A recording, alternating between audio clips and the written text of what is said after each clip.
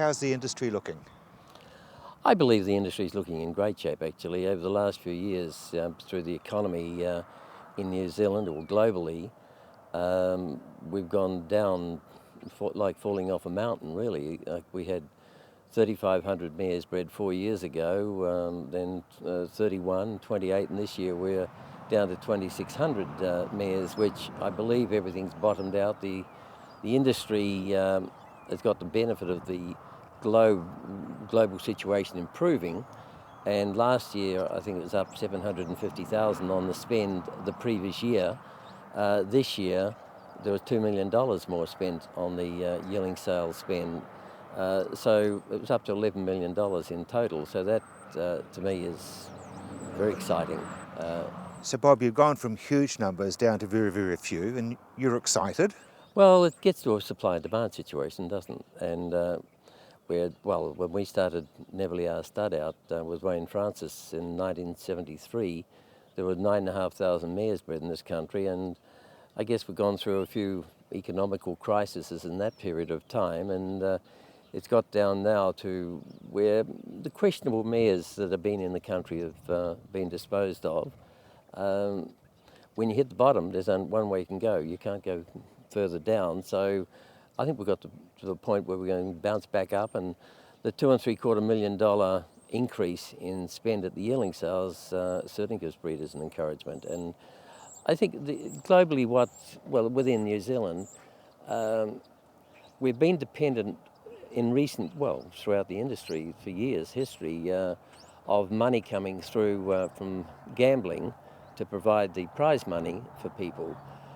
What Addington and Alexandra Park in Auckland are doing currently is getting into a more commercial side of things. There's a lot of commercial buildings in the back straight at Addington that's still owned largely by Addington. When the mortgages are paid off, which shouldn't take too much longer, that will produce tremendous income, which will provide prize money to keep the industry going. The same in Auckland. You've got the old grandstand and other facilities that they had up there that's sort of redundant. You're not getting the 10, 15, 20,000 people going at the races all the time, so they can do other things with it. Well, they're building apartments and shops that some will be sold and others will be rented out.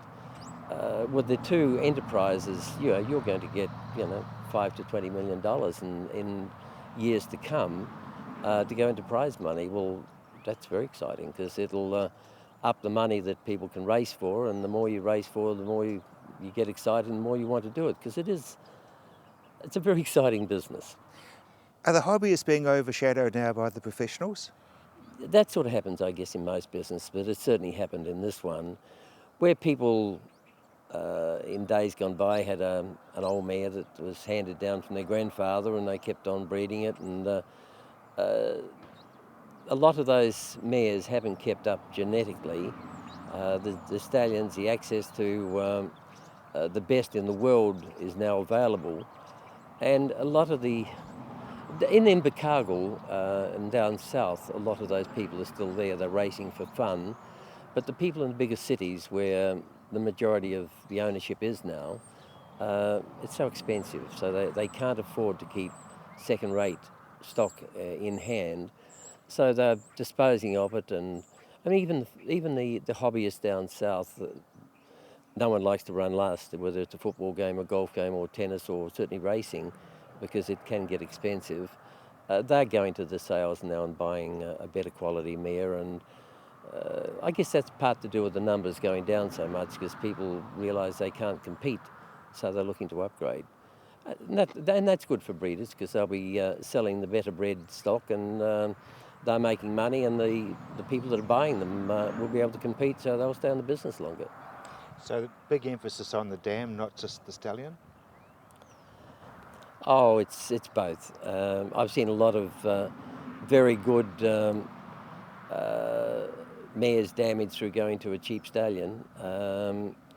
It is both. I mean, there's a lot of people say that the mare provides most, and others will say the stallion's everything, but you do have to have a very good maternal family. But today we're blessed with having access to the best stallions in the world, so our genetic base is as good as you get. You don't have to send a mare to New York to breed it anymore. New York comes to Christchurch.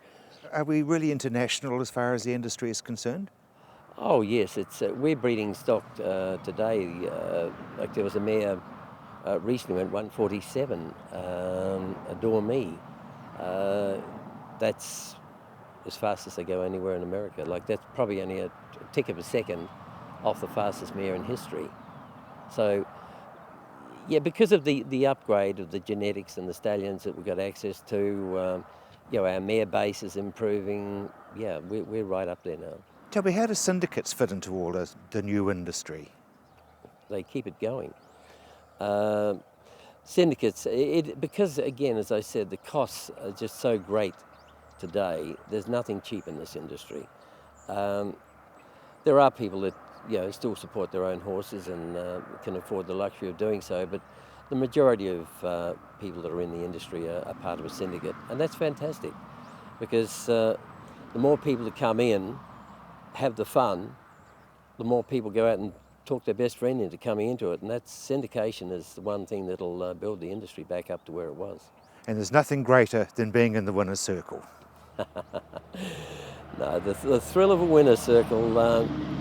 I've been in the industry most of my life. I've made my living, I'm 73, but I've made my living since I was 20 out of this industry. Some few years ago I was in Melbourne at Moonee Valley and won the Victorian Derby. I came down from upstairs to get in the winner's circle. There were so many people around at the time, I jumped the fence to get out to get my trophy. No, there's no industry like this that'll give you the buzz, particularly as you get a little bit older.